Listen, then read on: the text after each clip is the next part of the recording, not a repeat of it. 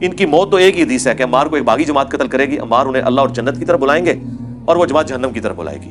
اس میں نبی علیہ السلام نے حضرت علی کی مخالف جماعت اہل شام کو کہا جہنم کی طرف بلانے والی باغی جماعت،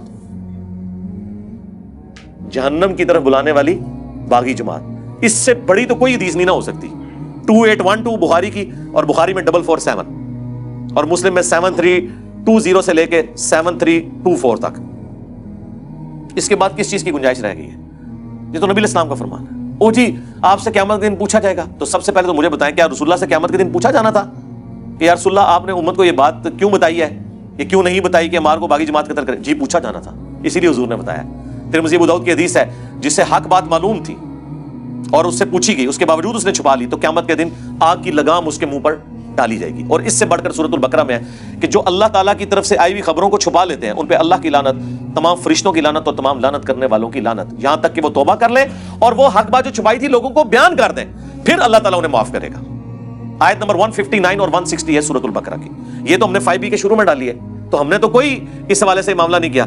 تو اگلے دن لائیو سٹوری میں ہمارے شاہد بھائی سے کسی نے یہی بات کی نا کہ جی علی بھائی سے پوچھا جانا تھا، تو شاہد بھائی نے فی البدیہہ ایک جملہ بولا، انہوں نے کہا کہ امام بخاری سے یہ پوچھا جانا تھا کہ تم نے حدیث مار لکھی ہے یا نہیں لکھی، اسی لیے انہوں نے لکھی ہے نا۔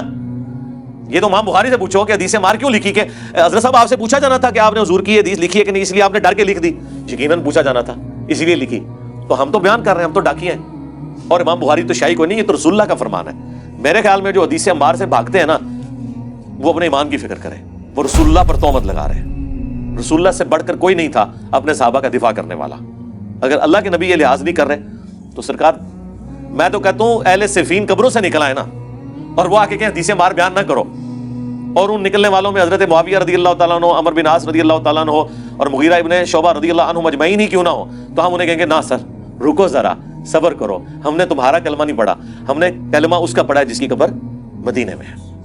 بس تو تواڈے مولویاں دے 20 لاکھ سانوں کی تنگ کرن گے، تسی جنہاں دا دفاع کر رہے ہو بھی باہر نکلنا سی، انہوں نے بھی نہیں گل مننی۔ اور اس سے بڑھ کر ہم انہیں ساتھ یہ بھی کہیں گے کہ حضرت ہماری قسمت اچھی ہے کہ ہم آپ کے زمانے میں نہیں، ورنہ آپ کے اوپر تلوار ہم سونت لیتے مولا علی کے حق میں، اور آپ کی قسمت اچھی ہے کہ آپ ہم سے بچ گئے، لیکن اب ہم اپنی زبان تو کم از کم کھولیں گے، اس زمانے میں تو ہم نے تلوار بھی اٹھا لینی تھی، تو اب آپ تلوار سے بچ گئے لیکن زبان سے نہیں بچیں گے، اس لیے کہ رسول اللہ نے فرمایا۔ تو رسول اللہ سے ٹکر نہیں، وہ مولانا صاحب علی گل کہ نبی نے ٹکر لے لواں میں، نہیں، یہ نہیں ہو سکتا۔